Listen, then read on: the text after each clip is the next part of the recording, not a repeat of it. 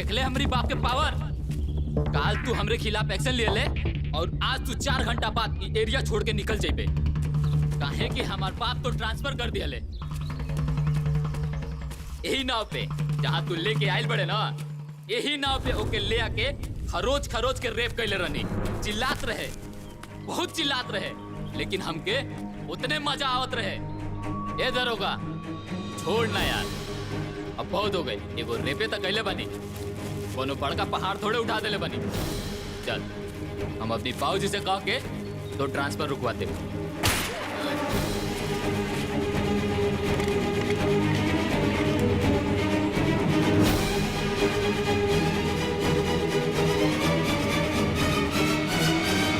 देख लेने तेरे बाप का पावर। खाली हमारा ट्रांसफर एक थाना से दूसरा थाना पे करा दिलस, लेकिन तो ट्रांसफर हम जहाँ कैले बने ना वो देखे खातिर तो चिंता नहीं की, और ये बात का बड़ा अफसोस रही हमके।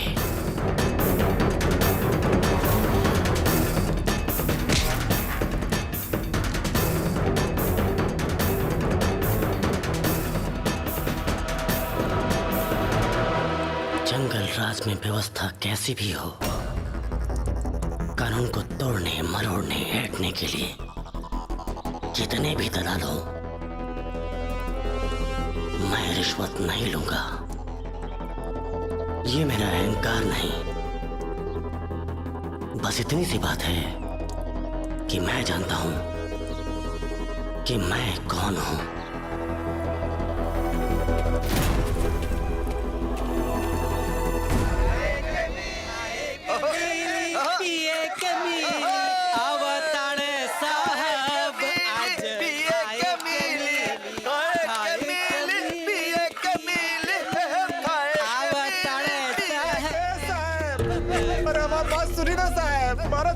रोज भगा देता है। भाग जाने तो ससुर गोली मार। भाग भाग भाग भाग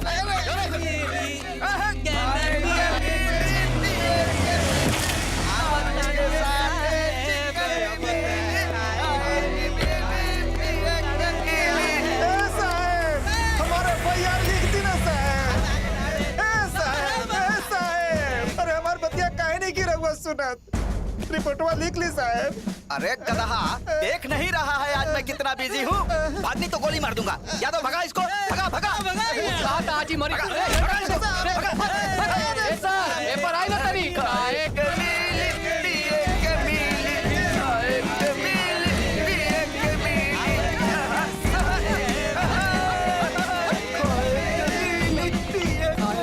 अरे भगा रहा इसको। मंगल गीत गाओ रे, सर की आरती उतारो रे। आरती तो नहीं के, साहब के माला पहना दे जाए। हाय ला ला ला। मिठाई दे मिठाई दे मिठाई क्या साहब, ताजा लड्डू दुकान से मंगौनी है, लिहल जा साहब। मुंह मीठा करी। अभी कहाँ से आ गई साहब? हमारा रहुआ रिपोर्ट काहे नहीं की लिखित, हमार फरियाद सुन ली साहब। आज थोड़ा सा प्रोग्राम चल रहा है, कल आइए सुनवाई होगी आपकी। मेहरबानी हुई। जब तक हमारे FIR ना लिखाई है मैं जैसे ना जाए। लिखोई भी ते FIR।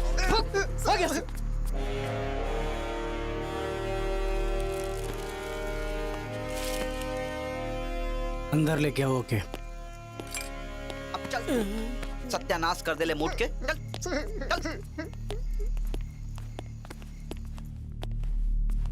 चलो। प्रणाम हुजूर। बैठिए बैठिए। हम ऐसे ठीक बानी हुजूर। अरे बैठिए ना, बैठिए। चल बैठ।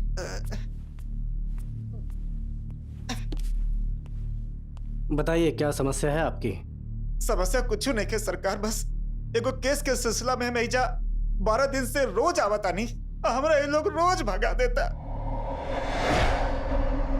हाँ जी हजूर, हमार केस के मुख्य 3 गो बिंदु बा। वो तीनों मुख्य बिंदु जे बा, एगो ता एजा के गजराज सिंह बाड़े, दूसरा बिंदु उनकर बहन रश्मि बाड़ी, और तीसरा और सबसे अहम बिंदु हमार चेला किशन बा। समझ में हमारा नहीं के आवत कि हम शुरुआत कहाँ से करी। गजराज सिंह से ही शुरू कीजिए। साहब, एरिया में दंगल के अगर केहू बेताज बादशाह बा तू बड़न गजराज सिंह दोनों भी अखाड़ा के पहलवान में इतना हिम्मत नहीं खे कि गजराज के पहलवान के चुनौती दे सके। अगर गलती से कोनो गजराज के पहलवान के चुनौती दे देलस तब कुश्ती का मुकाबला शुरू होने वाला है। सभी दर्शक तालियां बजा रहे हैं और यहाँ पहलवान अपना करतब दिखाते हुए लोग आनंद ले रहे हैं, मजे ले रहे हैं, दर्शक तालियां बजा रहे हैं। बहुत भरपूर मजा आने वाला है इस कुश्ती में आज। बाला और हेमंत पहलवान एक दूसरे के आमने सामने एक दूसरे का अभिवादन करने के लिए आगे बढ़े। एक दूसरे का अभिवादन किया, रेफरी ने दोनों को हिलाया, मिट्टी उठाई और एक दूसरे से हाथ मिलाकर बेहतरीन अभिवादन किया और अब एक दूसरे के मुकाबले में खड़े हो गए। बहुत मजा आने वाला है दर्शकों को। दर्शक आज इस रोमांचक कुश्ती का आनंद ले रहे हैं जिसमें एक तरफ है बाला जो आज तक नहीं हारे लेकिन आज कमजोर से दिख रहे हैं और ये बेहतरीन दाव है हेमंत का। राजेश्वर पहलवान का भाई हेमंत गजराज सिंह के पहलवान बाला पर शुरू से हावी हो रहे हैं। एक बार फिर दोनों पहलवान आमने सामने और देखते हैं इस बार क्या होता है। बाला और हेमंत के बीच का ये दांव बहुत ही जबरदस्त चल रहा है। वाह, मजा आ रहा है, बहुत ही मजा आ रहा है और एक दूसरे को दांव लगाते हुए और ये बाला, देखते हैं बाला क्या दांव लगाएंगे। हेमंत ने अपने दांव से बाला को एकदम लाजवाब कर दिया है। बाला कुछ समझ नहीं पा रहे हैं कि उन्हें क्या करना चाहिए लेकिन बाला भी किसी से कम नहीं है और हेमंत ने एक बार फिर कोशिश की है और ये बाला का पैर हेमंत के हाथ में है। देखते हैं क्या दांव लगाने वाले हैं। बहुत बेहतरीन दांव लगाने की कोशिश कर रहे हैं लेकिन बाला भी कम नहीं है, उन्होंने अपना पैर छोड़ा दिया है और देखते हैं फिर एक बार खुद हम था दोनों पहलवानों के बीच में जबरदस्त गुत्था हो रही है और लगता है बाजी हेमंत के हाथ में आने वाली है। ऐसा लग रहा है कि बाला के पीठ में मिट्टी लगने से कोई नहीं बचा सकता। मुकाबला बहुत ही कड़ा होने वाला है और कड़ा हो रहा है। दोनों पहलवान किसी से हार मानने के फिराक में नहीं है, मूड में नहीं है और एक दूसरे को पकड़ियां देने के चक्कर में लगे हुए हैं। और देखिए बाला एक बार फिर मुंह के बल गिरे हैं लेकिन उन्होंने अपनी पीठ नहीं लगने दी। कुश्ती में एक पहलवान की यही खासियत होती है कि वो अपनी पीठ को जमीन से बचा कर रखे और बाला और और इस तरह से ये कुश्ती बेहतरीन बेहतरीन बेहतरीन बनती जा रही है। दर्शक पूरा आनंद उठा रहे हैं। पर फिर बोलते हैं बाला हेमंत को आंखें दिखाते हुए लेकिन हेमंत भी किसी से कम नहीं है और देखते हैं इस मुकाबले में क्या होता है। दर्शक पूरा भरपूर आनंद लेते हुए और ये बाला आगे बढ़े और ये दांव लगाया हेमंत और हेमंत पीठ के बल जमीन पे गिर गए। हेमंत कैसे हो गया? दर्शक अभी तक सोच रहे हैं और बाला इस कुश्ती को जीत चुके हैं। एक बार फिर बाला जीत गए।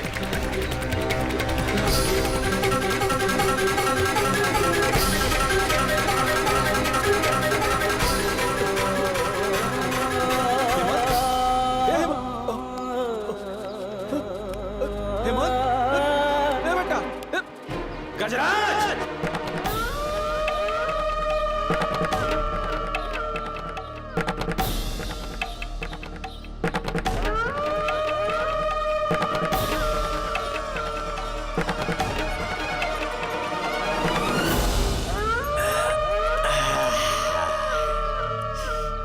अच्छा खेलत रहे, बहुत अच्छा खेलत रहे। दुआ दे हमरा राजेश्वर कि तोरा भाई के आज अच्छा खेले के मौका देनी। लेकिन अफसोस का करी, हमरो अपन इज्जत बहुत प्यारा बा। हमरा इज्जत के बलि चढ़ गेल तोहर भाई।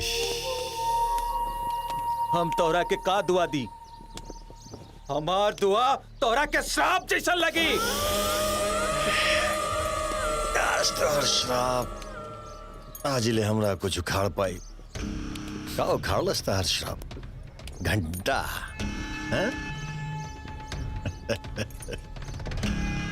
ये एरिया के नाम शिकारपुर जरूर बा लेकिन हमरा खातिर ये एरिया लंका बा और हम हई लंका के रावण गजराज। हमरा नहीं खेलागत राजेश्वर कि ई इलाका में कौनो मतारी राम लक्ष्मण हनुमान पैदा करी। तार भाई आयल रहे बानर बन के पैदा भइल रहे ना, लेकिन अब कभी गुलाटी न मार पाई बेचारा। रावण के नाम लेके रावण के बदनाम मत करा गजराज। रावण था युद्ध में भी नीति के हिसाब से लड़त रहे लेकिन तू था कुश्ती के खेल में भी बेईमानी कर देहला और तोहर पहलवान हत्या कई देहलस हमार भाई के मानी तोहर बात, के मानी तोहर बात। ये जनता मानी तोहर बात, यही फिर पुलिस वाला जब हमरा पीछे जैसन दम हिलावत घूमत रहे ले कि कब हम अपना मुंह से थूकी और हाथ रोक करके अपना मुंह से चाटे, के मानी तोहर बात। हमरा नहीं के लागत कि कोनो जनता में इतना हिम्मत बा कि गजराज के खिलाफ जाके कोर्ट में गवाही दे। अरल बात तारा नजर में हत्या के वो तुम कोर्ट में साबित कर देम कि हत्या न बल्कि एगो कुश्ती में खेलल एक्सीडेंट रहे। बहुत गलत राजेश्वर, जब कोई अपना पैजामा सिलावेला ना के जगह पहले तय कर लेला। हमरा तोरा भाई के मरला के कौन अफसोस नहीं के, लेकिन अफसोस तो बात के बा कुश्ती के एक टैलेंटेड पहलवान आज माटी में मिल गई। दूसरा बिंदु? दूसर बिंदु रहे उनकर बहन, फूल से नाजुक, बला के खूबसूरत। गजराज सिंह अपन बहन से इतना प्यार करत रहलन कि आदमी तो दूर, अगर ओकरा ऊपर चांद और सूरज के परछाई भी पड़ जाए तो ही गजराज सिंह के बर्दाश्त ना रहे। और एकरा खातिर अब से तो हमार भैया। चलो मुँह खोला।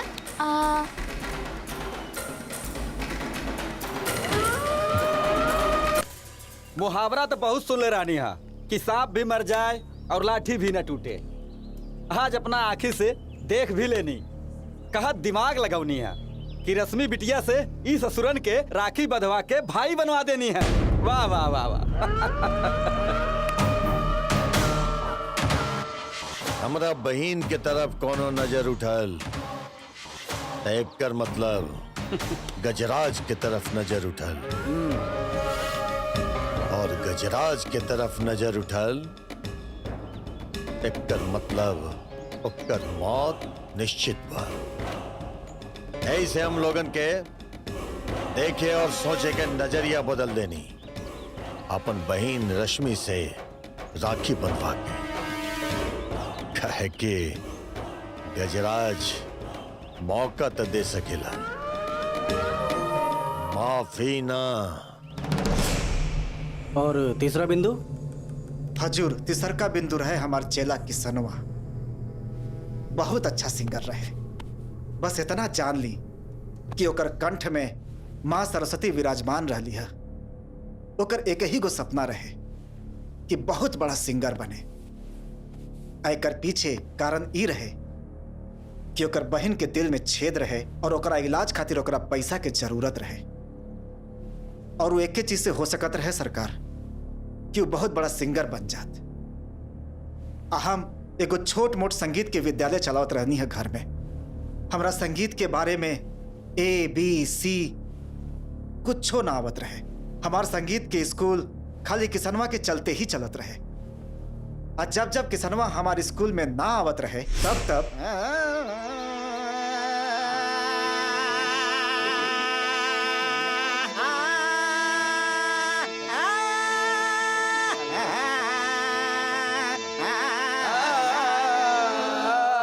बचवा गुरुजी, एगो महान कवि कहले बाड़े। का कहले बाड़े गुरुजी? हाँ तो सुना कि हंगामा बाका है बरपल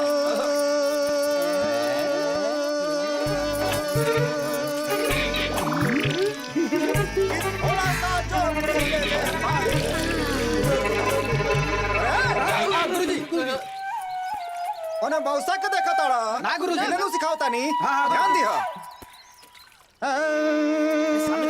कि हंगामा बाका है बरपल कि थोड़ा सा जो पी ले बानी। अरे डाका तो नहीं डाला,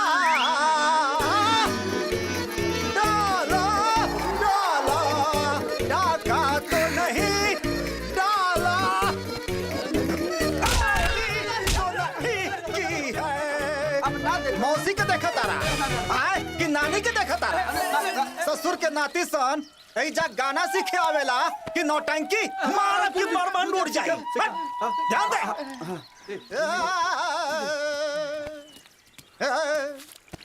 तो हंगामा बाका है बरपल।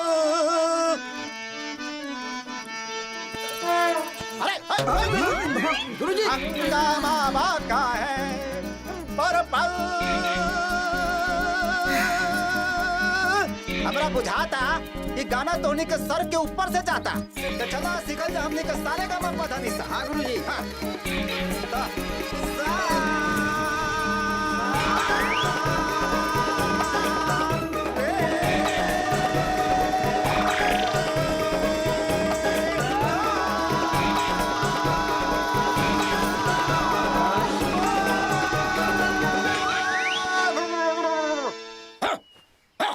अरे बचवा जी गुरुजी। अरे आज हमार सारा सुर 8वां सुर काहे बन जाता। इस 7वां सुर काहे नहीं खे लाग। गुरुजी हाँ? 7वां सुर तो आइले नहीं खे। कहाँ गइल बा।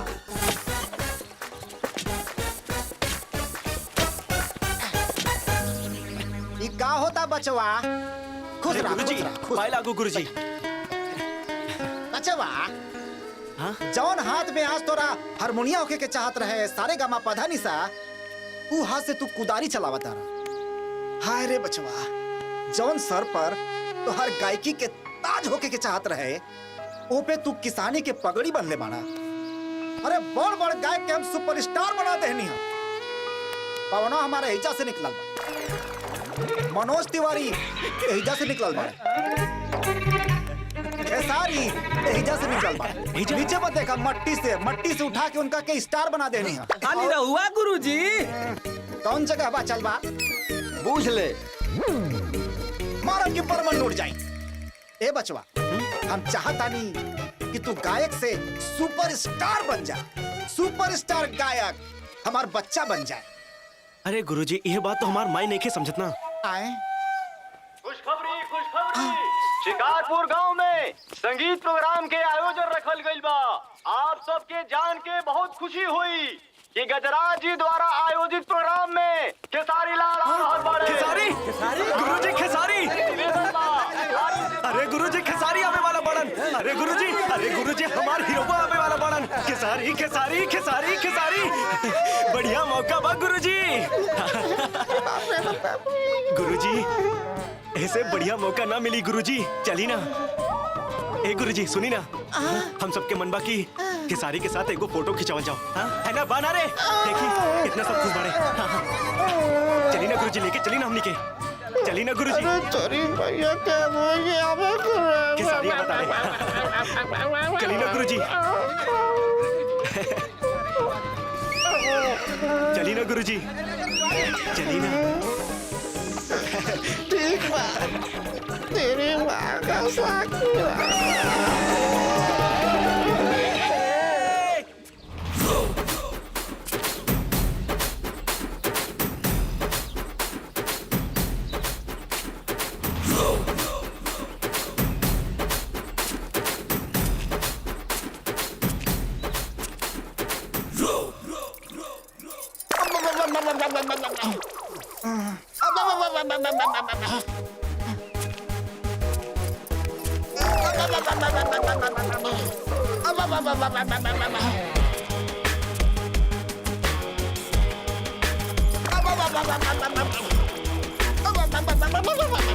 धीरे धीरे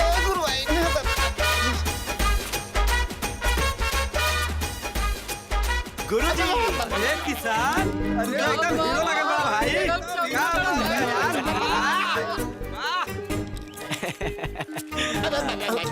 गुरुजी का भइल। चोर घुसल बा चोर। चोर। अरे चिल्हक पड़ गई बा रे बचवा चिल्हक। गुरुजी रहुआ टेंशन ना ली गुरुजी। काहे से कि हमार माई हमसे कहले रहली बेटा तू उल्टा पैदा भइल रहले उल्टा। बस हम रहुआ के लात लगाई। बचवा गुरुजी के पैर लगे बे। अरे गुरुजी कुछ चीज ठीक करे खातिर पैर लगावे के पड़ी। आशीर्वाद दी गुरुजी।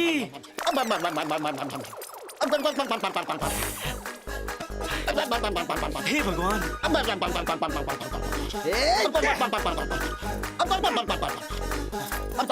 कुछ आराम भइल गुरुजी। और दर्द बढ़ गई बारे बचवा।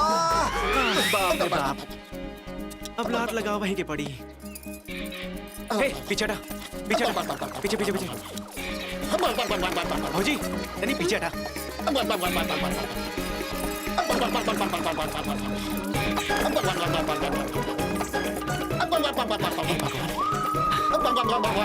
गुरुजी तैयार रहिया।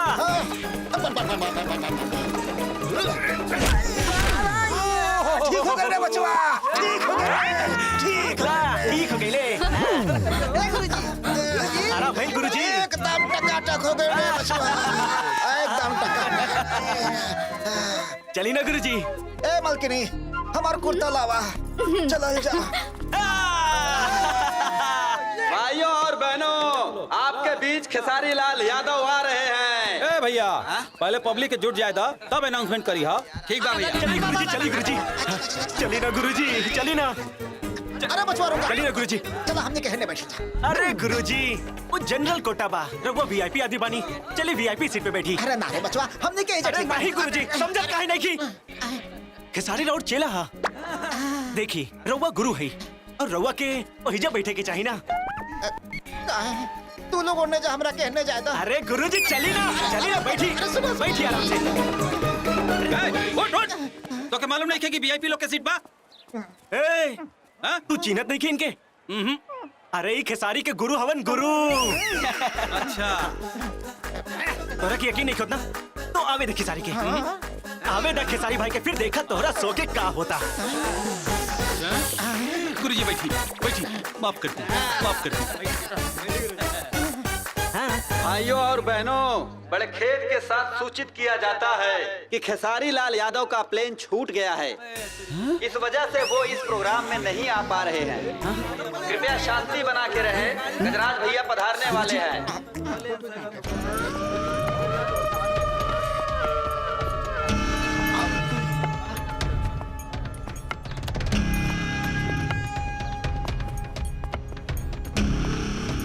भैया जी, खेसारी लाल के प्लेन मिस हो गए बा, वो चलते यह प्रोग्राम में ना आ पाई हनु।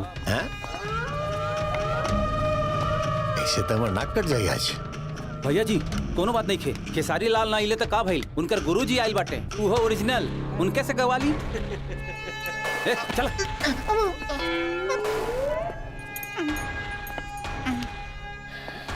ठीक बा, खेसारी की जगह होकर गुरुए गई। जोरे गोरे हमरा के बहुत जोर से खांसी सर्दी हो गई कचरा जी। बाकी बाकी हमार चेला आइल बा, वो हमरो से अच्छा गावेला। ए किसान, कने आवा, कने आवा। ये चला बा, ई गाय गाय। गुरुजी ई का खाता नहीं। अरे पगला, खेसरिया भी ऐसा ही स्टार भाई रहे। ओकरो के हम लाखों के बीच में मौका देले रहनी। गावे गावे के को हाँ गाय गाय गाय गाय गाय गाय गाय किसान। गुरु गाओ चाहे चेला गाओ, अगर आज के प्रोग्राम हमरा पसंद ना आए तो समझ ले कि तू लोग के हम ही जोरे जाओ गो।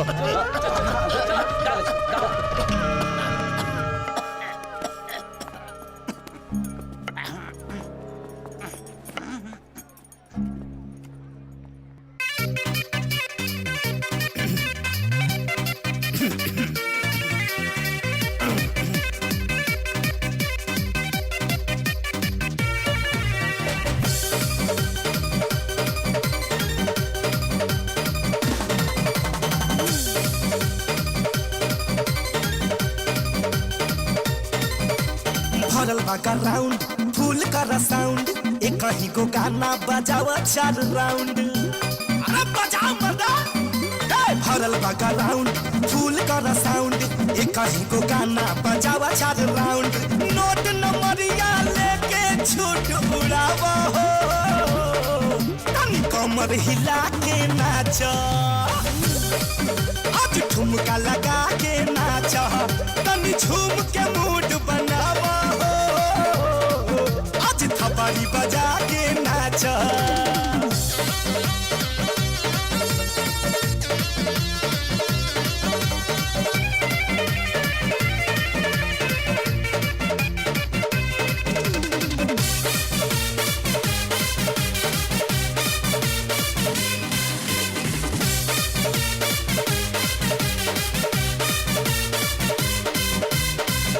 सबके मन बहलाई हमारे गाना हमारे धुन पे नाची सारा जमाना ई जमाना सबके मन बहलाई हमारे गाना हमारे धुन पे नाची सारा जमाना ई जमाना आज भरल महफिल में धूम मचाइब हो तन कमर हिला के नाचो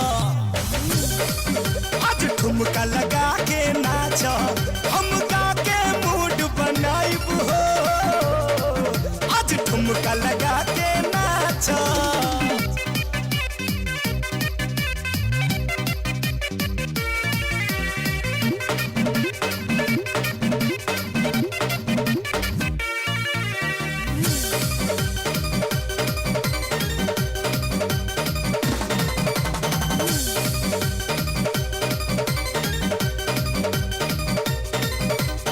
गाँव जवार के बानी हम गवैया प्यार दुलार बनैले रही हो भैया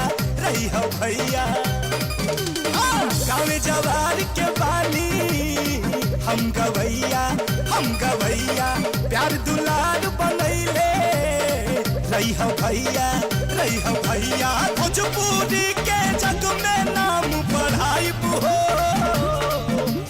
कमर हिला के नाचो आज ठुमका लगा के नाचो तनी झूम के मूड बनावा हो तनी ठुमका लगा के नाचो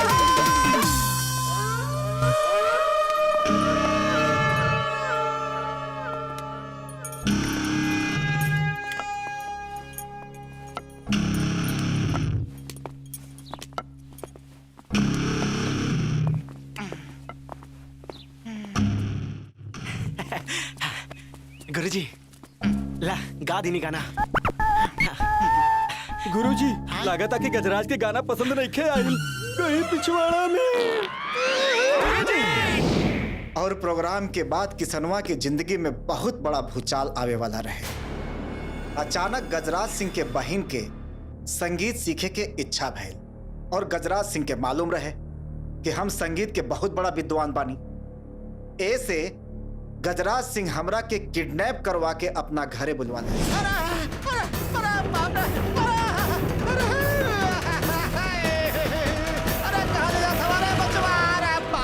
साहब हम जैसे रउआ के बतैले रहनी कि संगीत के हमरा सारे गा मा पा धा निसा कुछो मालूम ना रहे। ऐसे हम अपन जान बचावे खातिर हम अपन चेला किसनवा के जाके पैर में गिर गए। अरे गुरुजी क्या करता नहीं गुरुजी उठी रहुआ गुरुजी अरे उठी गुरुजी के पाप लगी गुरुजी रहुआ उठ जाई गुरुजी जब तक तू हाँ ना कमा हम तो हर पैर ना छोड़। अरे गुरुजी ऐसे छोट लड़का नियन जिद ना करी गुरुजी उठी उठी उठी देखी हम ही नाटक ना कर सके नहीं कबो पोल खुल गई था। अरे तब के तब निकल जाई अभी हमार जान बचा ले रे गुरुजी उठी गुरुजी देखिए हम इतना बड़ा धोखा क्यों से ना कर सके नहीं हमके क्षमा कर दी गुरुजी हमके क्षमा कर दी। वाह वाह वाह रे बचवा जिया जिया रे पाठा एगो एकलबवा रहे। एकलबवा ई कौन नया से सागल हो इमोशन में कॉमेडी घुसा होता रहा। अरे वो महान धनुर्धर रहे महान गुरु द्रोणाचार्य के शिष्य रहे। वो अपन अंगूठा काट के अपन गुरु के चरण में डाल देले।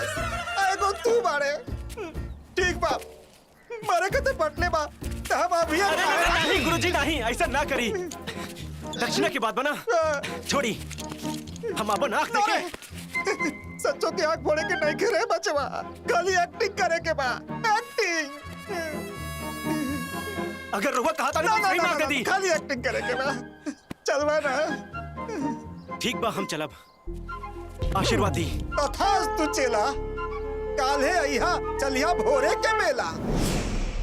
आ फिर हम जब किसनवा के अंधा बना के गजराज सिंह के हवेली पर ले गए नी गजराज सिंह के बहन के पहला बार देखते ही हमार किसनवा के दिल में संगीत के अलग तार बाजे लगे।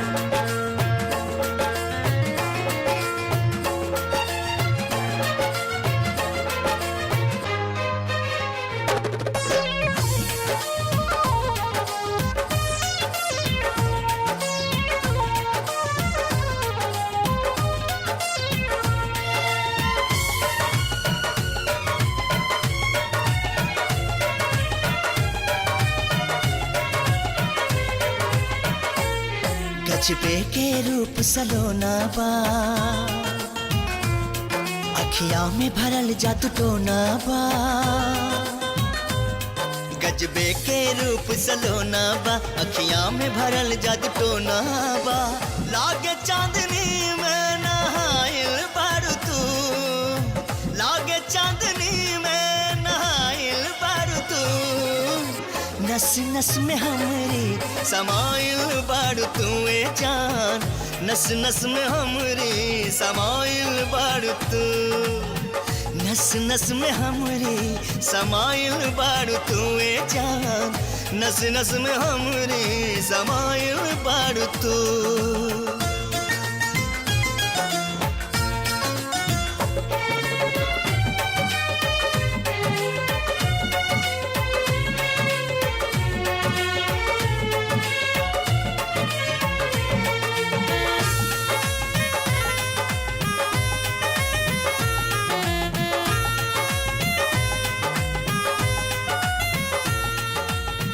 केसिया में तोहरी बनाइल बाबहार हो, हंसलू त लागे जैसे बाजेला सितार हो।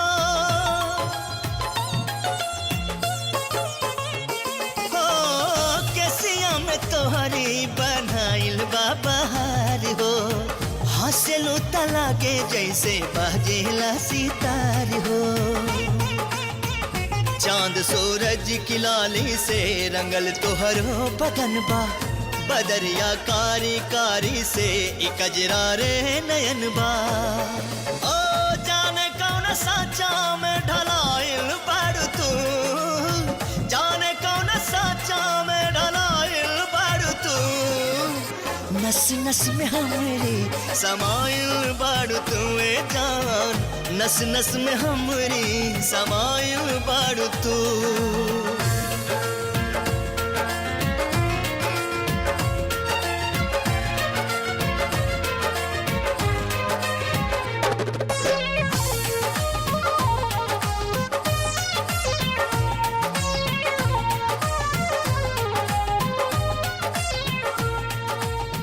जान मारे वाला तो हर नाक के नथुनिया, पोरे पोरे पसरल बा 16 के निशानिया।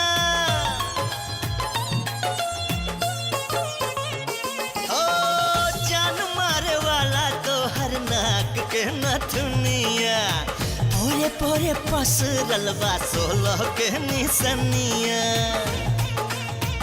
नजर भर जाए के देखबू तू दीवाना हो जाई, तोहरे चाहत में दुनिया से बेगाना हो जाई। ओ हमरा खातिर धरती पायल बारू तू, हमरा खातिर धरती पायल बारू तू। नस नस में हमरी समाइल बारू तू ए जान, नस नस में हमरी समाइल बारू तू।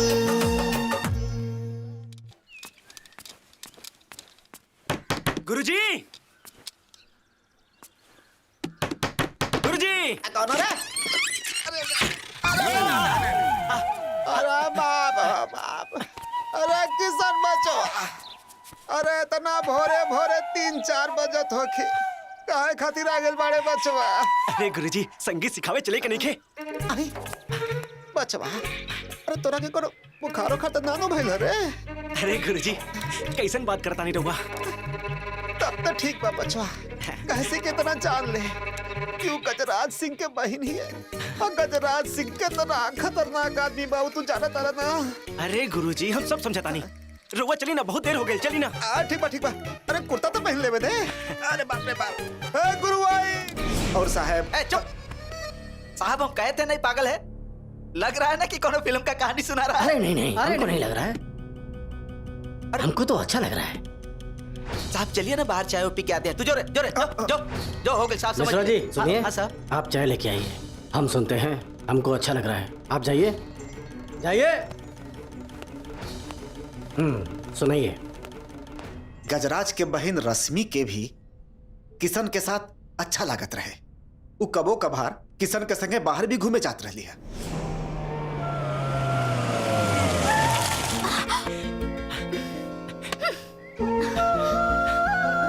का भाई? लागत बा गाड़ी खराब हो गइल बा। रुकी हम यहाँ के लोगन से पूछत बानी, इधर आसपास कोनो गैरेज बा का? हाँ।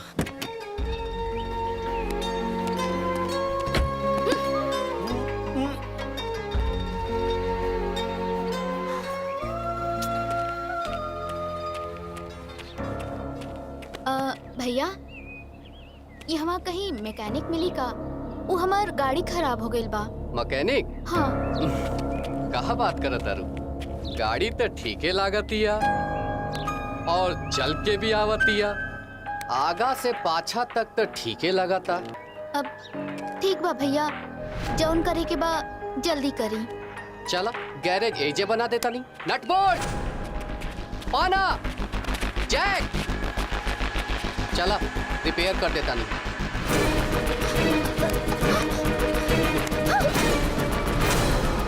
अरे भैया हो, अरे सुना हो, अरे अरे ये गजराज के बहन बिया।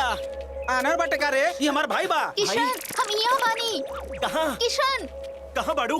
अरे ये गजराज के बहन बिया। अगर गजराज के पता चली नू तो तू लोगन के काट काट के फेंक दी है। बहन हिया गजराज के, हमारा ना चल हट।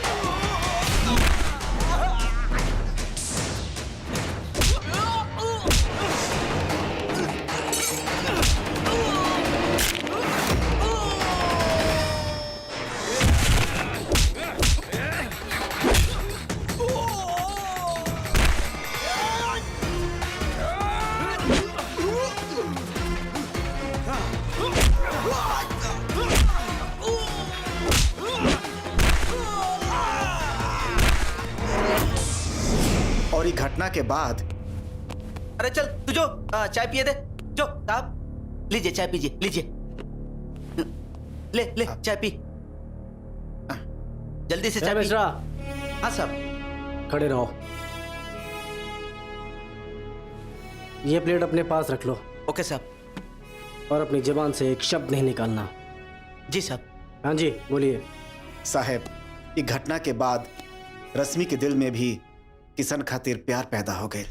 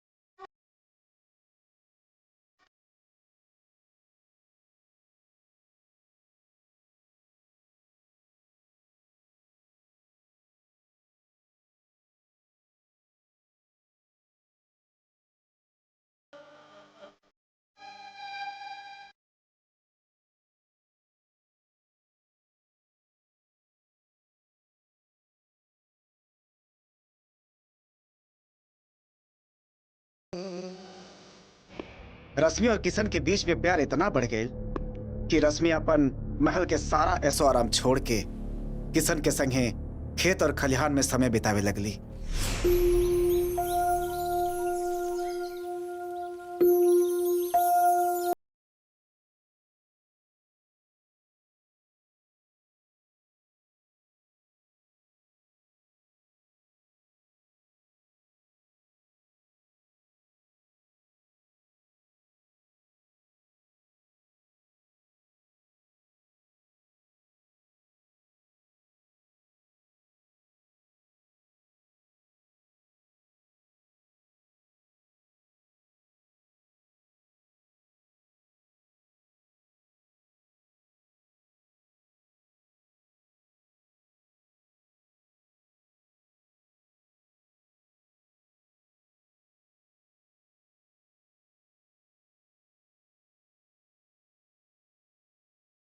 नजर उठा के देखेला तो हार भाई तो से राखी बंधवा देला तो हमार का हुई? बताई बतावा। बताई इतना पास आके बतेबू।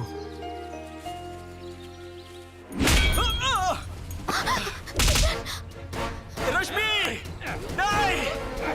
रश्मि किशन रश्मि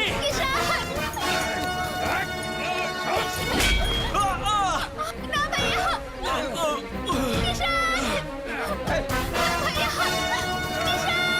रश्मि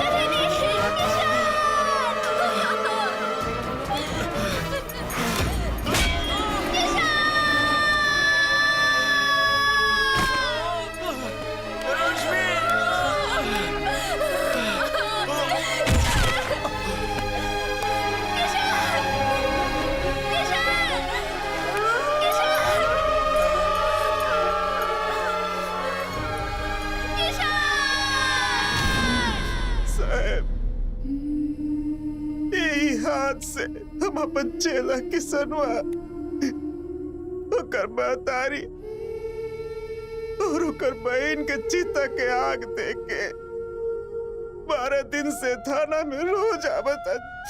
बाकी साहब लोग हमरा के जैसे धक्का मार के रोज निकाल देता रहे। साहब गजराज हमारा आंख भी फोड़वा दिला। साहब हमरा के इंसाफ दे दे। झूठा नाटक बंद कर। कब से बैठ के यहाँ उल-जुलूल बात कर रहा है पागल? बस। अगर इतना ध्यान तुमने अपनी ड्यूटी पे दिया होता ना तो आज यहाँ बैठ के मेरे सामने गिड़गिड़ा नहीं रहा होता इंसाफ के लिए। इसका FIR लिखो अभी के अभी। ओके सर। और जाके कह देना गजराज से कि मैंने उसे कल तक की मोहलत दी है। परसों थाने आए और किशन की मौत के बारे में पूछताछ में सहयोग करे। आप जाइए जरा बाहर, हमको इनसे कुछ पर्सनल बात करनी है। ओके सर। चैनुलाल जी, आपकी व्यक्तिगत सुरक्षा के तहत हम चाहते हैं कि आप कुछ दिनों के लिए अपने परिवार के साथ अंडरग्राउंड हो जाइए। जी सर। हम अपनी तरफ से पूरी कोशिश करेंगे कि आपको इंसाफ मिले। ठीक बात। और ये एहसान कबो ना भुलाई। एहसान की बात नहीं है, ये तो हमारा फर्ज है।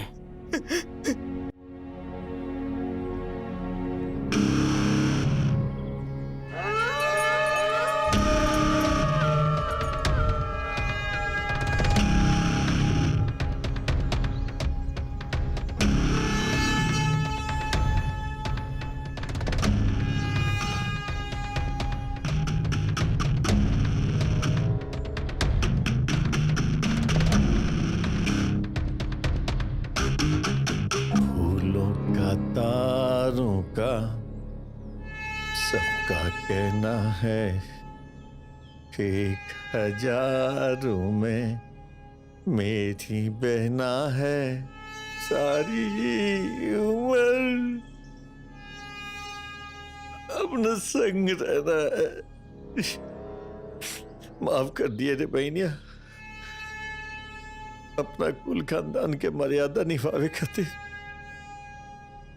आज हमार तो हर संग छूट गए रे। जोना हाथ से तो के डोली में बिठावे के चाहत रहे,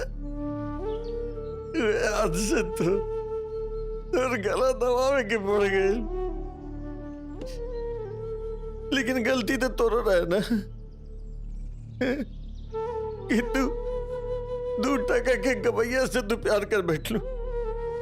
तेरा मालूम रहे ना कि तेरा प्यार के मिलनी गजराज की दुनिया में संभव नहीं है। इसे हम तेरा प्रेमी के दुनिया में बेच दिली रे। देख ले तू यार भाई तोरा से कितना प्यार करे ले, तेरा प्रेमी से मिलावे कर दे तो हम दूर दुनिया में भेज देनी।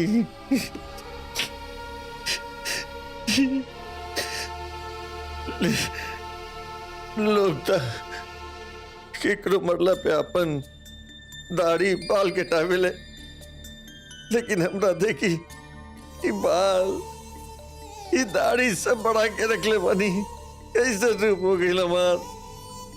लेकिन हम थोड़ा से बहुत प्यार करे ले बहनी। जो तू अपना प्रेमी के साथ सुखी रही है वहां ले बहनी तो तेरे मी के पूजा संपन्न हो गई, पूजा हो गई बहनी।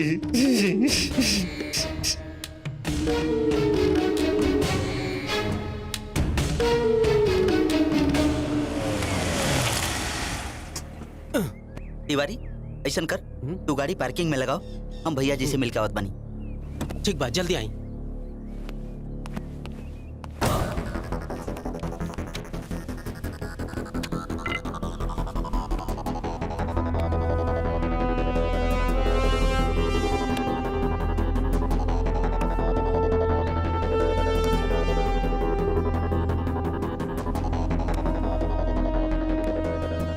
भैया जी एगो पूरा खबर बा, थाना में एगो नया इंचार्ज आइल बड़े, इंस्पेक्टर अजय कुमार। किसनवा के मामला में रउआ खिलाफ FIR दर्ज हो गई बा। ये FIR के कॉपी बा, ये लेके हम आइल बानी थाना साइड से, बाकी बानी राउर साइड से। काहे कि संविधान के साथे साथे हम राउर भी तो शपथ ले ले बानी ईमानदारी निष्ठापूर्वक सेवा करे के।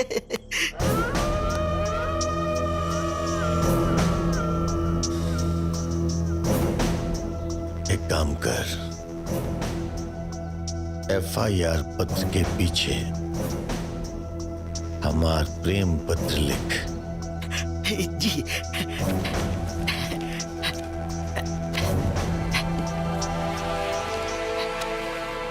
सेवा में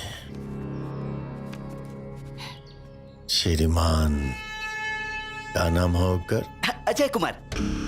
अजय कुमार,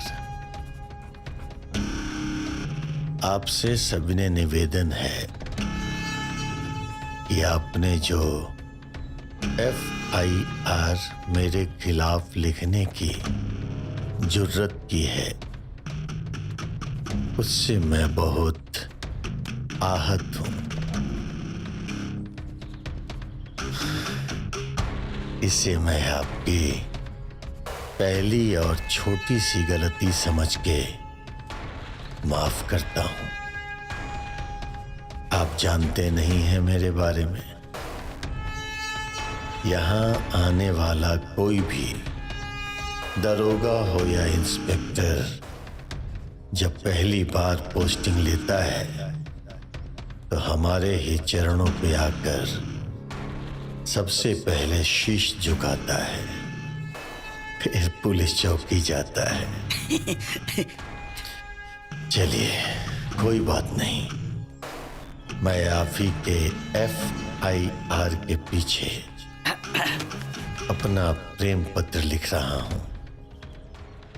इसे आप सहस्र या दुखी मन से आपको स्वीकार करना ही पड़ेगा।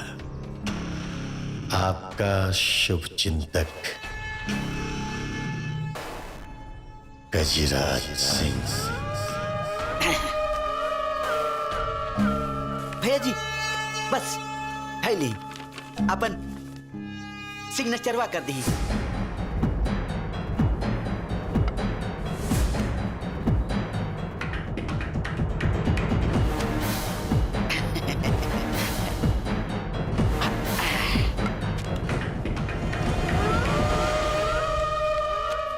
सेवा में श्रीमान थाना प्रभारी महोदय अजय कुमार, आपका FIR पत्र मिला, पढ़कर बड़ा दुख हुआ और इस खत को आपकी एक छोटी सी खता समझ के आपको माफ करते हैं। वो क्या है, आप यहाँ नए नए आए हैं और आपको हमारे बारे में ठीक से पता नहीं है। जो भी दरोगा इस थाने पे आता है वो थाने पे बाद में हमारी कोठी पे पहले आता है। अच्छा, हम आपको निमंत्रण पत्र भेज रहे हैं। इसको सहर्ष खुशी मन से या दुखी मन से आपको स्वीकार करना ही पड़ेगा। आदेशानुसार गजराज सिंह। ए साहब, बुझाता न्योता पढ़ के साहब के मूड बन गई। आज फेरू हवेली पे नाच देखे के मिली, अब पीरी में दारू पिए के। सही कहला तिवारी जी, एकदम सही।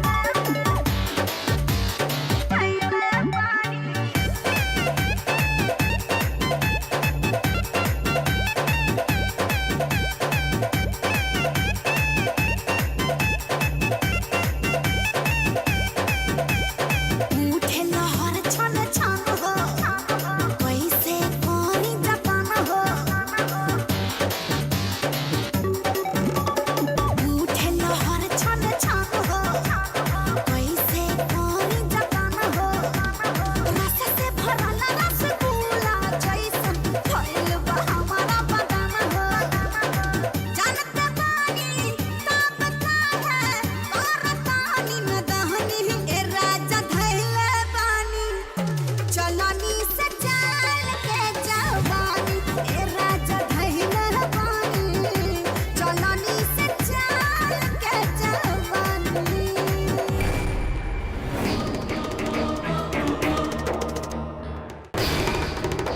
बाला जी भैया। ओए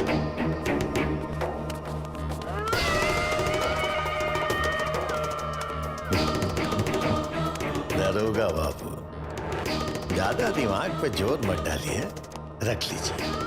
कहा ना कि आज हमरे आपके मुलाकात का पहला दिन है और दोस्ती का एक ठो नया शुरुआत है। ऐसे गजराज का नजराना समझ के रख लीजिए। खुश रहिएगा। नजराने की शक्ल में रिश्वत की पेशकश कर रहे हो गजराज बाबू?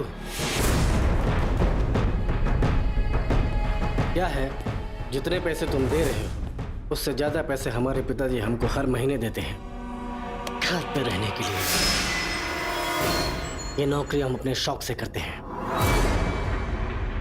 क्योंकि खाकी पहनने में जो मजा है उसको तुम जैसे गुंडे नहीं समझ सकते। हाँ, मैं मानता हूँ कि इस खाकी पे अक्सर दाग लग जाया करता है, क्योंकि हमारे अपने ही भाई तुम्हारे जैसे गुंडे के तलवे चाटते हैं। खैर, आपके निमंत्रण पे हम आए।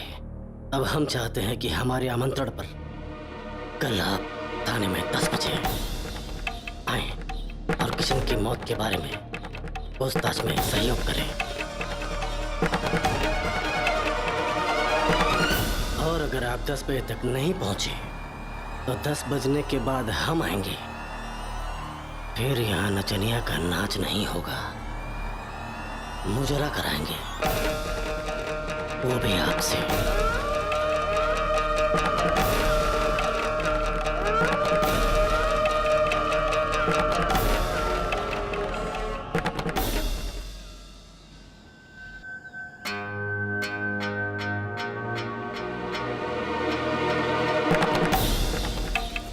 जगीरवा, हाँ, आइल का? ना।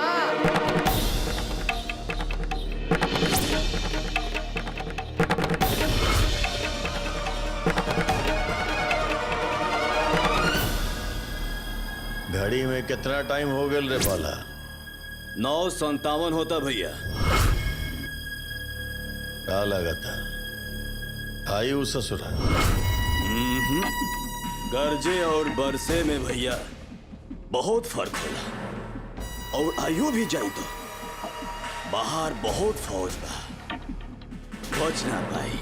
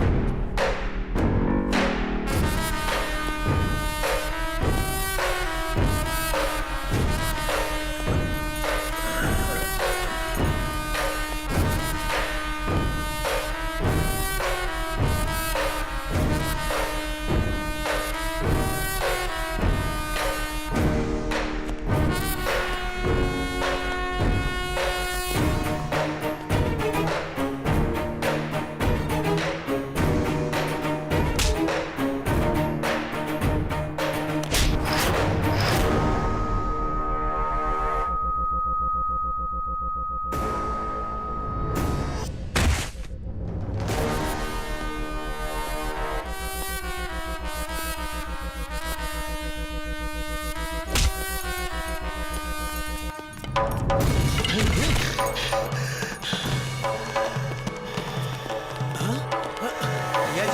जी ये क्या हो गई? भैया जी कैसे हो गई?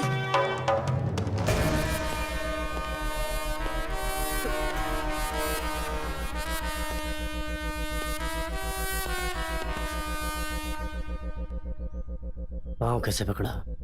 पाँव कैसे पकड़ा? पाँव कैसे पकड़ा? साधु है ये, महात्मा है ये। गंदी नाली का कीड़ा है, कीड़े की तरह रहेगा।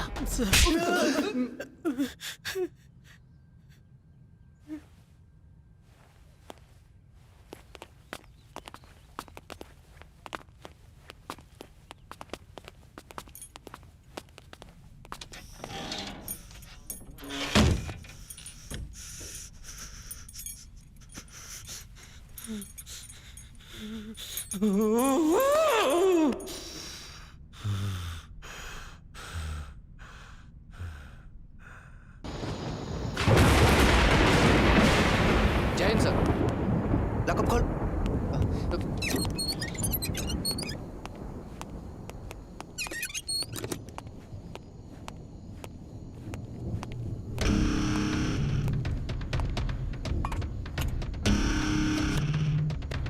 भैया जी तनिको पता ना रहे कि गिरफ्तारी हो जाए, ना तो यहाँ कूलर उलर लगवा देले रहती, वो कोना में फ्रिज रखवा देले रहती, ई हवालात के रंग पेंट भी और घर जैसन करवा देले रहती।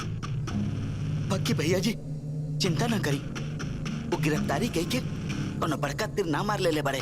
अरे भगवाने के जन्म जेल में भइल रहे। हाय खाना पानी लेके आइल बानी, खाली ले भैया जी बिरयानी।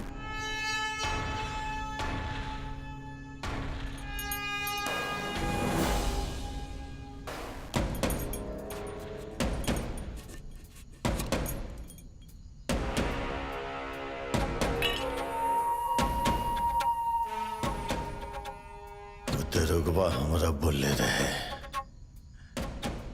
कि हम गंदा नाली के कीड़ा है।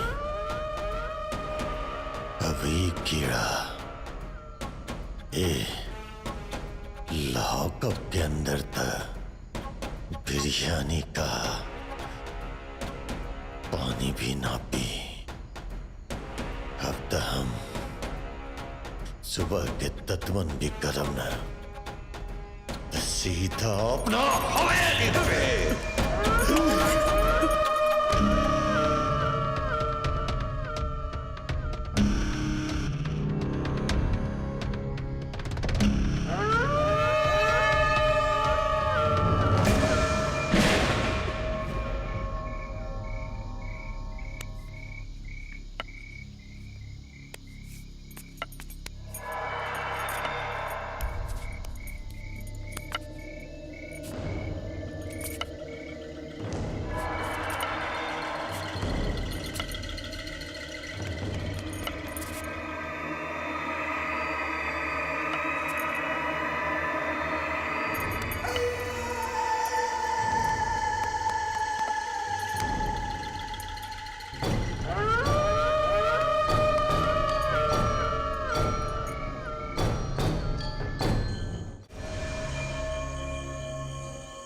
मिश्रा जी सर।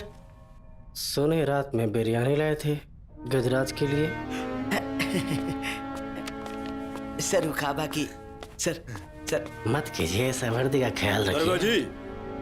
दरोगा जी आइली गजराज जी के जमानत के पेपर जल्दी से छोड़ दीजिए। क्या देख रहे हैं, जल्दी कीजिए ना।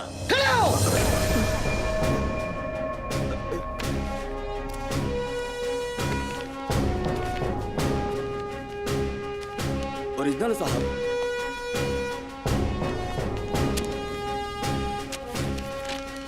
मिश्रा। यस सर। खोल दो लॉकअप का दरवाजा। ओके सर। चलिए चलिए चलिए चलिए चलिए बाहर निकलिए चलिए।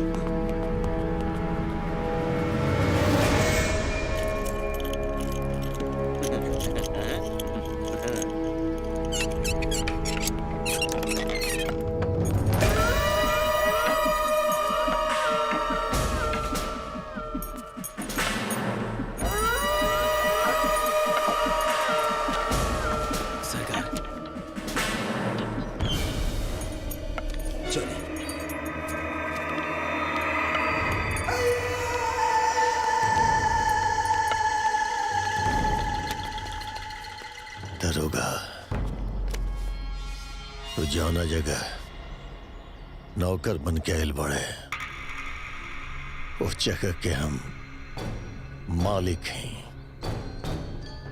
एक रात हम हवालात में गुजार ले ली, लेकिन तहरा जीवन के आवे वाला हर दिन हर रात अब चैन से ना गुजरे।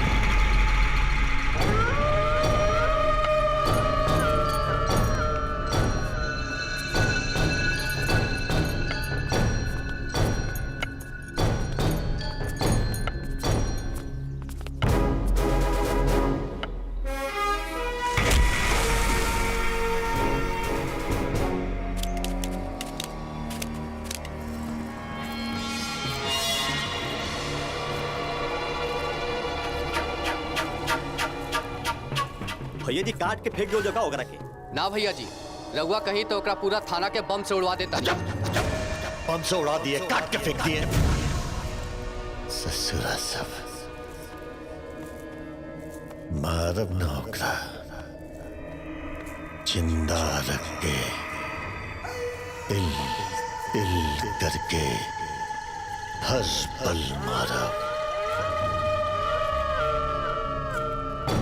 जान से ना बेजान बना के जिंदा रखा।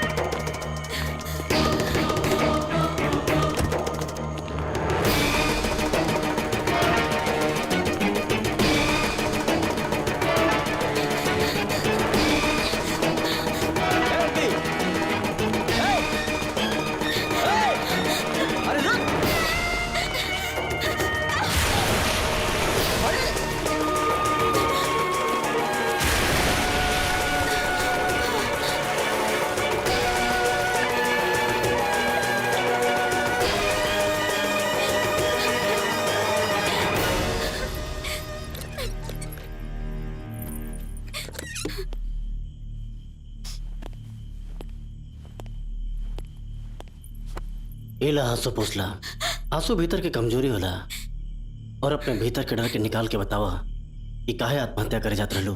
आत्महत्या हम जरूर करे जात रहनी साहब, लेकिन एकरा खातिर मजबूर करे वाला वो गजराज सिंह बा। वो हमरा के अपन बना के रखल चाहत रहे।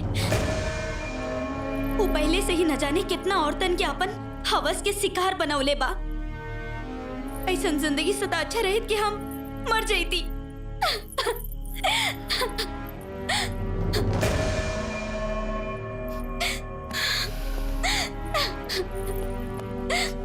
देखा तो के डरे कोनो जरूरत नहीं है। हम तुम्हारी सुरक्षा का पूरा गारंटी लेते पानी, तो जितना दिन चाहे यहाँ रह सके। और रह गई गजराज सिंह के बाद तो करीब बाप पे खड़ा भर चुकल बा।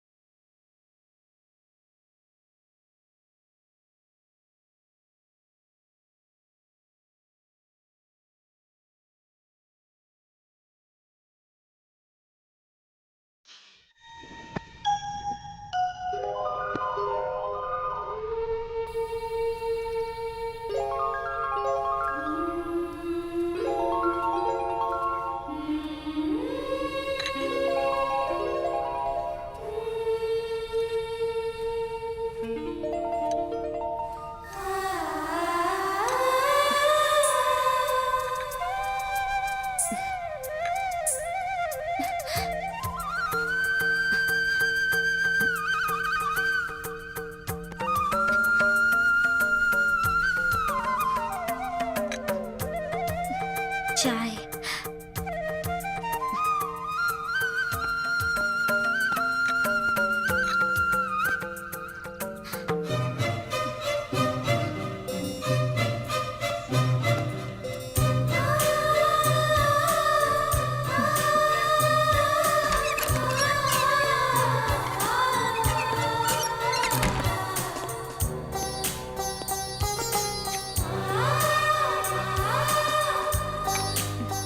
नाश्ता अच्छा बनल रहे।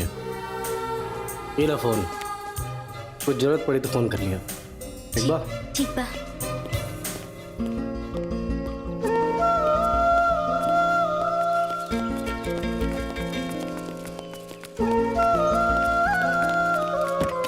जय हिंद सर। जय हिंद, कैसे हैं? ठीक है सर। बाकी सब ठीक? सर जी। चलिए। ई के है भाभी जी? अरे सर, हलवा ना तो कम से कम चाहो पिया देती। भाभी जी नहीं है, एक दुखियारी लड़की है जी। इंसानियत के नाते मदद कर रहे हैं। अच्छा, ठीक बा, इंसानियत के नाते मदद करे के चाहिए। बाकी चलिए।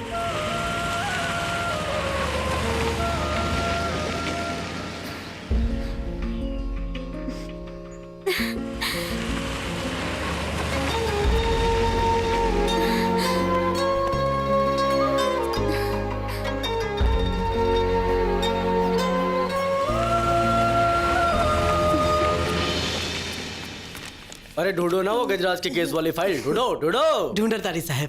पेट तो बढ़ा लियो इतना, रिश्वत ले लेके पेट बढ़ता गया बढ़ता गया। ऐसा नहीं है। हेलो। सुनी ना। ये बोला था? हम बोला तानी। साहब, बुझा तो भाभी जी के फोन बा।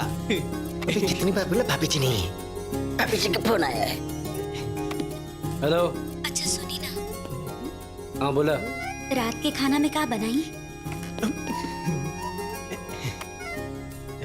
तुम्हें जो अच्छा लगे बना ला। रउआ के का पसंद बा? तो के जो अच्छा लगे बना ला, हम खा ले। ठीक बा, घर जल्दी आई भा। कौन सुनता है ऐसे बात? भाभी कौन सुनता है? भाभी जी। अगला है पूरा।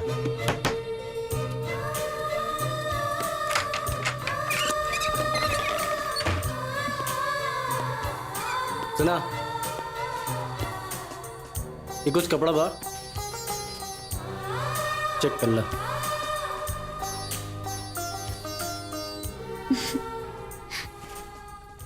ठीक बा।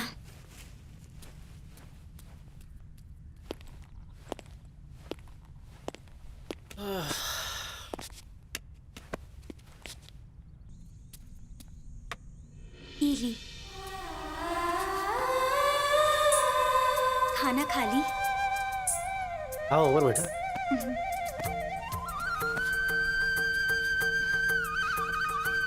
ड्रेस अच्छा बा? हाँ, फिटिंग भी ठीक बा। तू भी खा।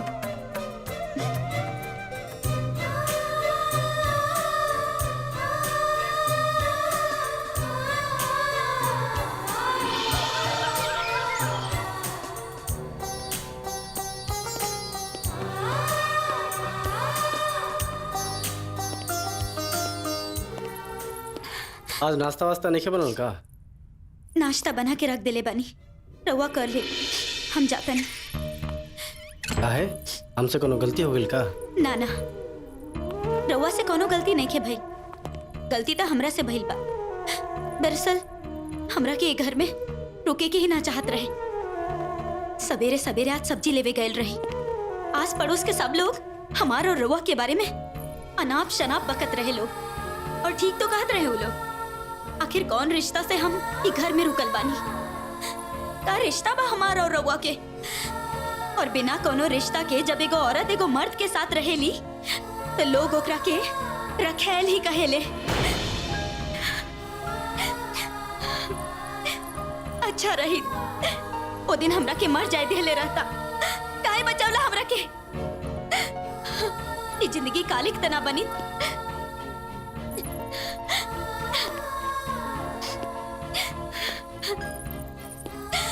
मरे को शौक बा?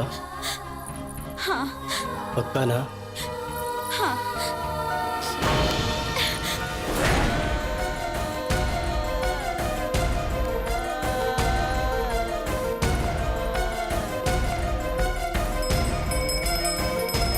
पुजारी जी।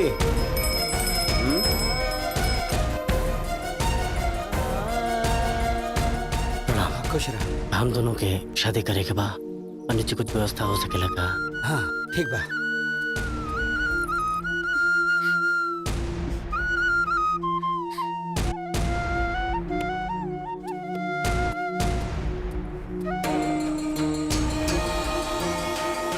लो मंत्र पढ़ते हैं, ठीक बा? कर्पूर गौरम करुणावतारम संसार सारम नेत्रहारम सदा वसंतम हृदयारविंदे भवम भवामि सहितं नमामि।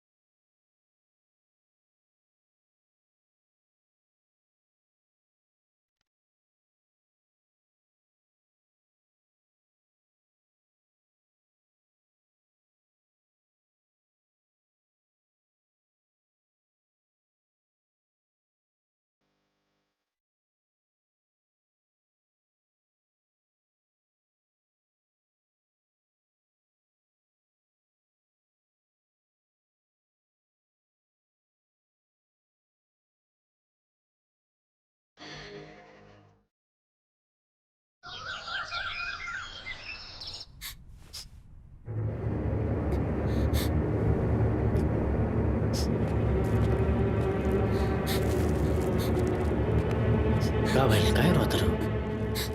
दूर हटा। हम यही से रोवत बानी कि एगो राम के रावण बने में एको रात ना लगल। मतलब ई कि तू हमार रेप काहे कैला?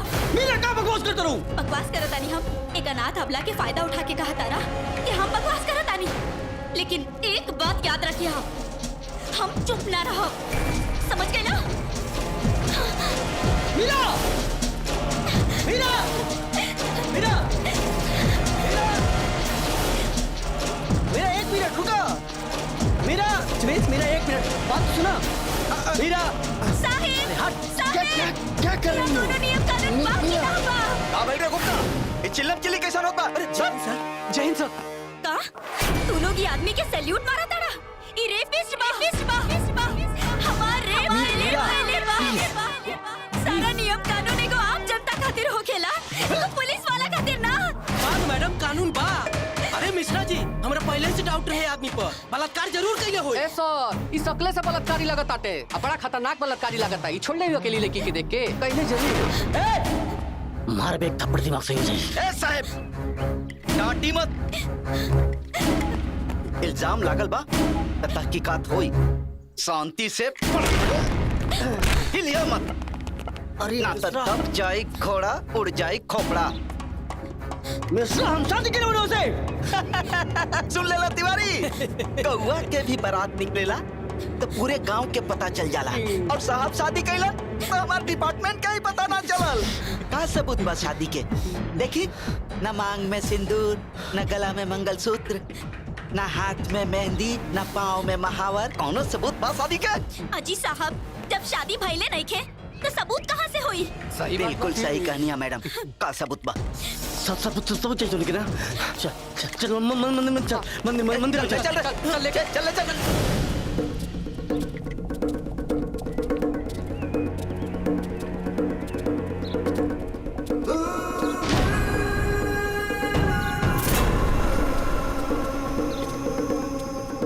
पुजारी जी, भाई पंडित जी प्रणाम। प्रणाम। कल आप हम दोनों की शादी के लिए लड़ी ना यहाँ पे? भगवान के दरबार में हमसे झूठ ना बुलवाई। हम कोनो बियाह ना करवले रहनी। ये कहले रहन। ये रहा सबूत। पाखंडी कहीं का मैं तो छोड़ा ना तुझे। झूठा पाखंडी। मैं साल शादी के लिए आप दादा के साथ लगे वाली।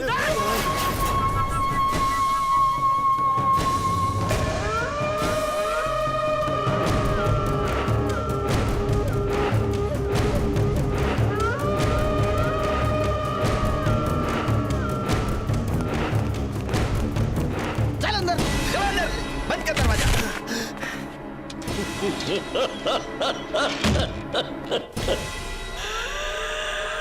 वेलकम। स्वागत बा दरोगा तोहरे लॉकअप में।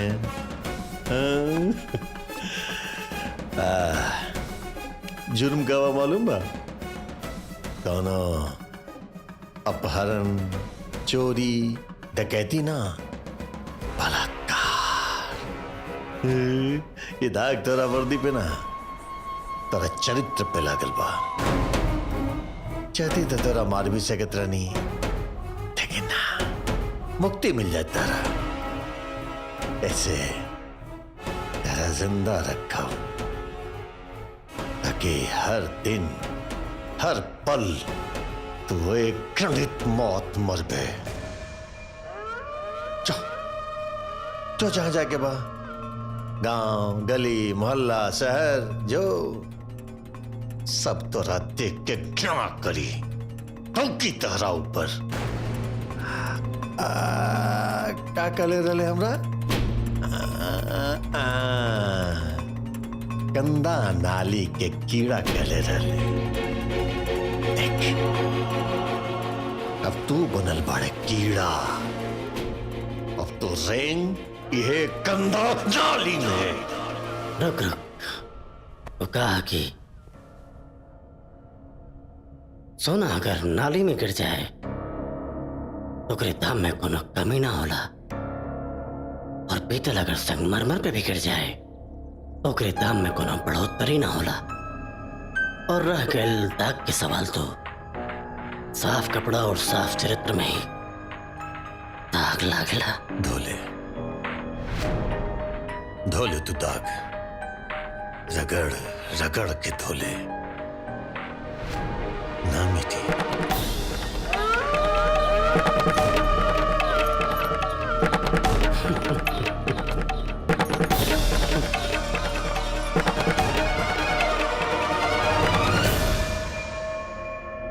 हुआ जरूर धोआ, तो हमके फिर से हमरे पुराना ट्रैक पे वापस ला बता रहे।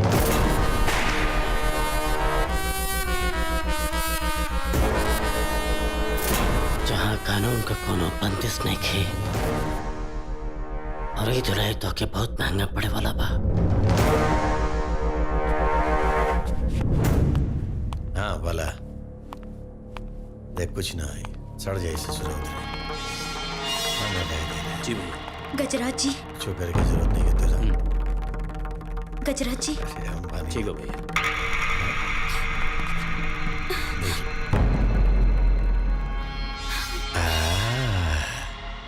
रहा भाई।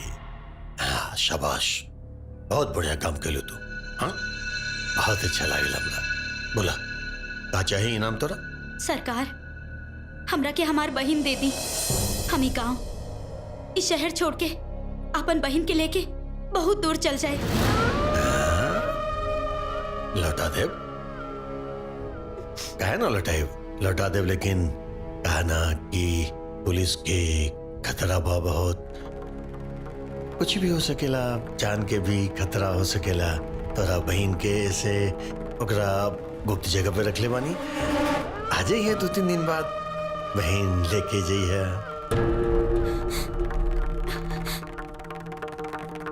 ठीक बा। शाबाश, बहुत बढ़िया काम करे तू। भैया वो तो अपन काम कर दे ले बिया, तब ओकर बहन के काहे ना छोड़ देनी? अरे बाला बाला, कबीरा कहे सुनाए साईं, औरत बचन भरोसा नाई।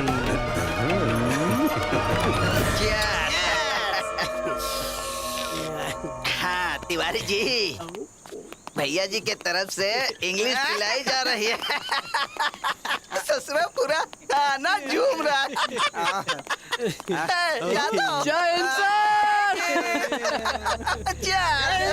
अरे सर जय हिंद। अरे गीत गाओ रे, साहब की आरती उतारो रे। ए मिश्रा जी, अरे कुछ नया बनाई? नया? अरे भैया जी के दारू चढ़ाओ रे, साहब के लात मारो रे, साहब के लात। मजा आया? अच्छा तो यादव जी, अभी हम राउंड अप पे जा रहे हैं तिवारी जी के साथ। जरा साहब का विशेष ध्यान रखना। ओ मंगल गीत गाओ रे।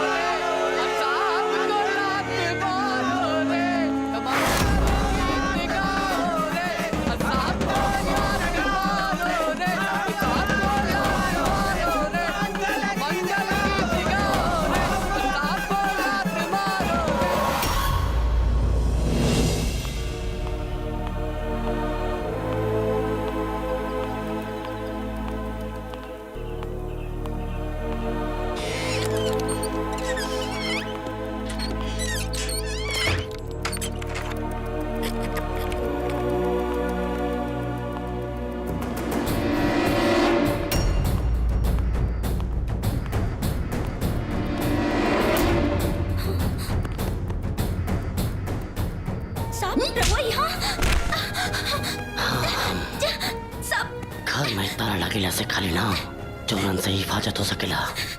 सच के रोके खातिर कोनो ताला नहीं के बनल।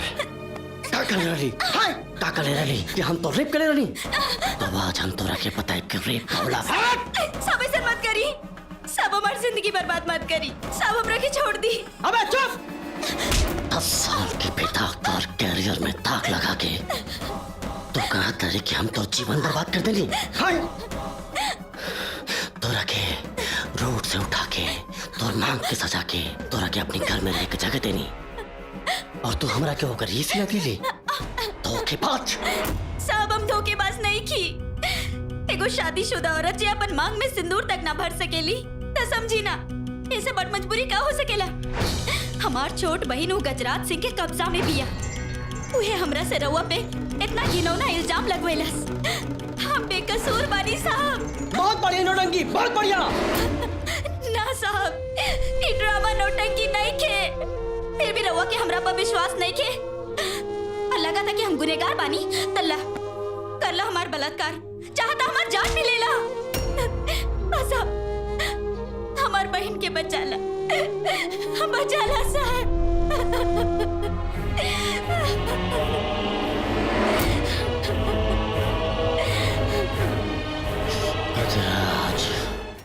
भैया जी के दारू चढ़ाओ रे भाई। अरे ससुरा, अरे हीरा, अरे सो रहा तुम लोग, उठो। अरे बेहुदा, ये क्या हुआ रे? लॉकअप देख बेहू तो मंगल मंगल हो गया। लॉकअप तोड़ के कहाँ गया हूँ बलात्कारी? भैया जी डंडा कर देंगे गधे। ये बिचला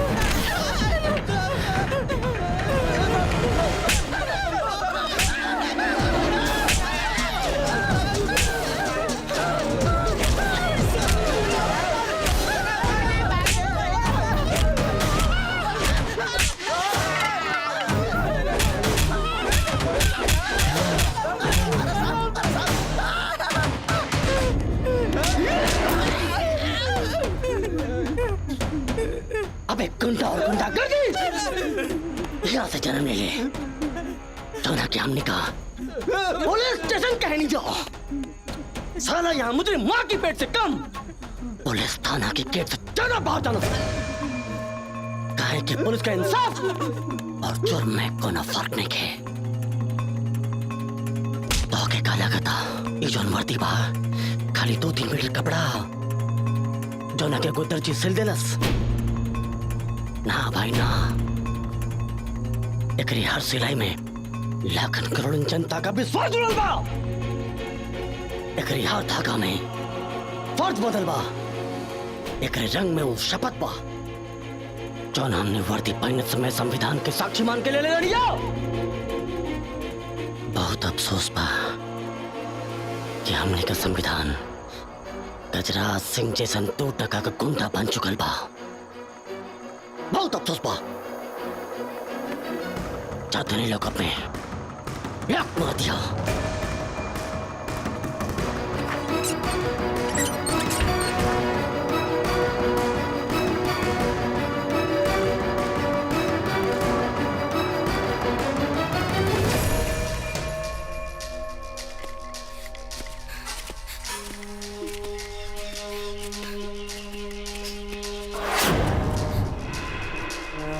भैया जी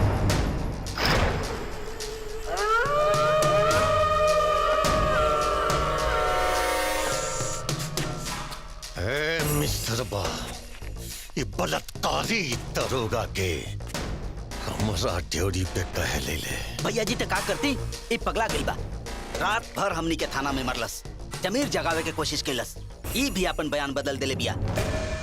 अभी मैटर कोनो बड़ा अधिकारी तक जाए उससे पहले एकर बहनिया के भी बुलाई अकुलहीन के हमरे आंखी के सामने गोली मारी और रह गई बात फाइल के तो पुरन का दरोगा नियन किसनवा के मैटर जैसन फाइल हम संभाल ले।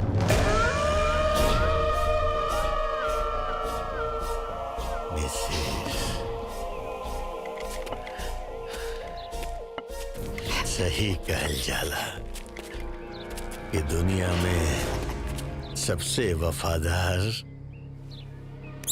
कुत्ता काहे होला।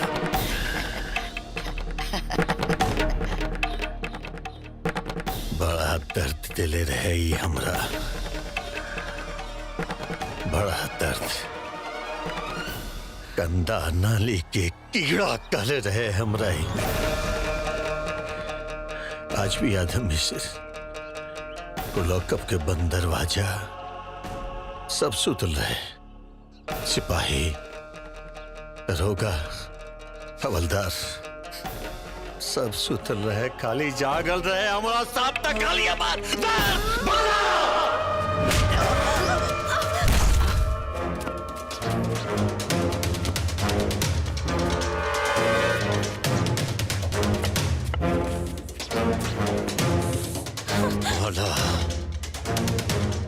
दरोगा के कर्जा चुका हमरा दियल दर्द के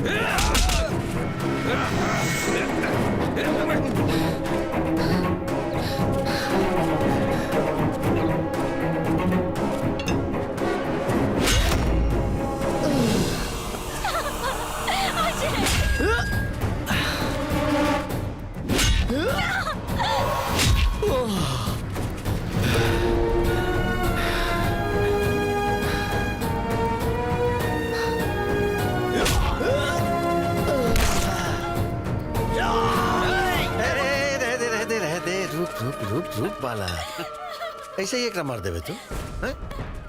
तनिक ठहर रे हैं? ऐसे न मारा बेटा याद बा कैसे किसनवा के मार ले रहनी खून के आखिरी कतरा तक तड़पा तड़पा के मार ले रहनी लेकिन ये कुल्फी बेचारा के मार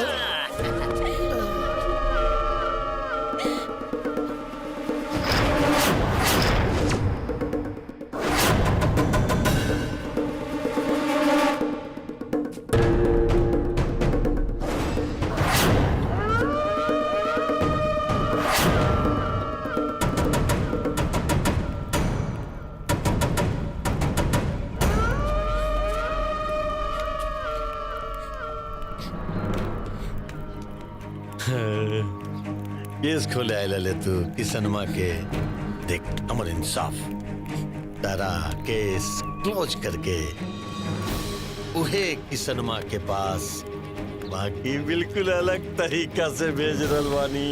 अरे भैया जी ई शुभ कर करे के मौका हमरा के दे दी प्लीज भैया जी प्लीज। ले तू का याद कर ले जो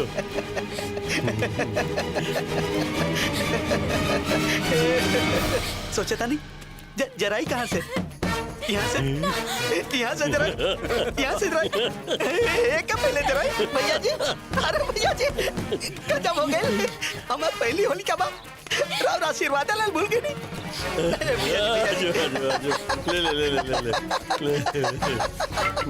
भैया जी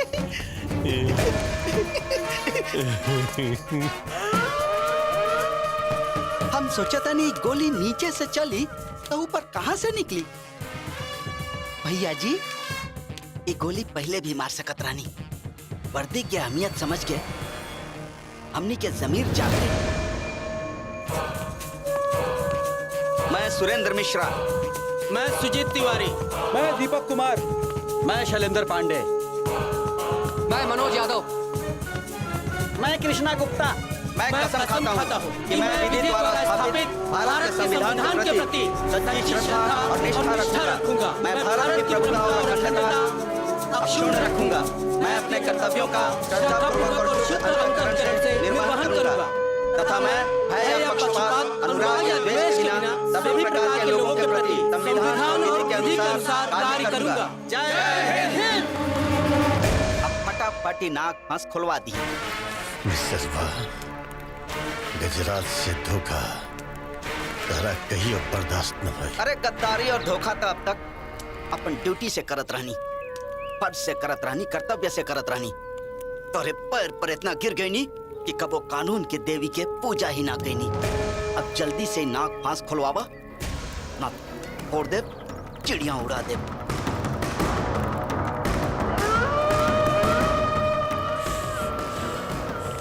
भला खोल दे।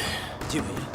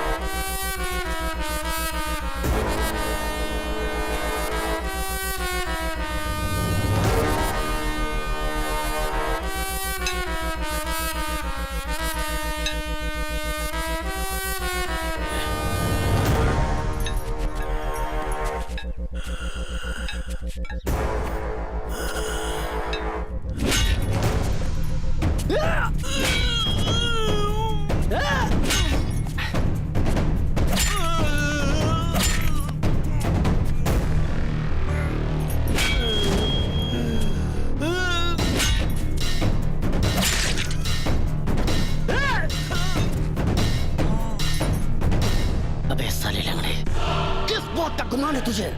हाँ? बिना सहारे के तो तू खड़ा भी नहीं हो सकता। क्या बिगाड़ा था तेरा किशन ने? यही ना कि तेरी बहन से प्यार किया था। उसकी माँ उसके सदमे में मर गई, उसकी बहन उसके सदमे में मर गई, और तेरी बहन वो तो तेरी अपनी थी ना, तूने उसको भी मार दिया सिर्फ इसलिए कि उसने किशन से प्यार किया था। तेरे घर के छोटी मान मर्यादा इज्जत की रेखा को पार कर दिया था उसने। अबे ढोंगी इंसान, बड़ा अच्छा लगता है ना तुझे जब लोगों की जिंदगी से खेलता है तो? आज मैं खेलूंगा तुझसे किशन के लिए। आज तुझे तेरे पुराने रूप में लेके आऊंगा उन मरे हुए मासूम लोगों के लिए। यस सर। थाने जा इन लोगों को लेके सारा केस रफा दफा कर। ओके सर। आज इसकी मुलाकात यमराज से डायरेक्ट करा के आता हूँ।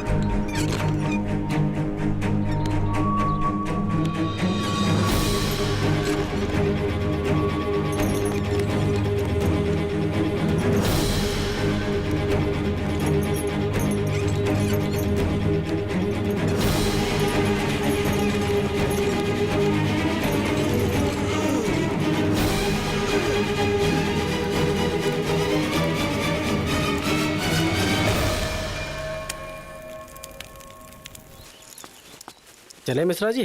जी सर। सर रउआ आके हमने के अपन फर्ज सिखौनी समझौनी और अब जात बनी तो निक ना लगता सर। अरे मिश्रा जी, आप लोग वर्दी की कीमत समझे, ये बहुत बड़ी बात है। बस इसको मेंटेन रखिएगा, ठीक है? और करो एक आध दिन का ऑर्डर तुम भी। यस सर। हाँ जी। ले लो टेस्ट तुम भी। आप अपनी सेहत का ख्याल रखिए और ये कम कीजिए जी। खाया करो कुछ। अरे भाई चिकन खिलाया करो, तुम भी खाया करो। जी साहब। जय हिंद सर। सरकारी ड्यूटी पे पैर नहीं छूते, समझे? ओके सर। चलो बाय। बाय सर। अरे चलो जी, नमस्ते नमस्ते। चलते हैं अब। उम्मीद करते हैं इंसाफ मिल गया होगा आपको। जी, बाकी और बहुत एहसान भाई गाँव। अरे एहसान की बात नहीं है, ये तो हमारा फर्ज था। और मुझे लगता है कि हमारे पुलिस वाले भाइयों को अपने फर्ज का मतलब समझ में आ गया है। ये तो हम नहीं कह सकत, बाकी हम इतने कहा कि रउआ जैसन इंस्पेक्टर, रउआ जैसन पुलिस अधिकारी हर थाना में होखे, ताकि इंसाफ कम से कम हर गरीबन के मिले और ऐसा राक्षस से सबके छुटकारा मिले। लेकिन सबसे अच्छी बात यह है कि आपने भी ऐसे राक्षस के अगेंस्ट खड़े हुए, ये बहुत बड़ी बात है। नमस्ते। मत जाइए।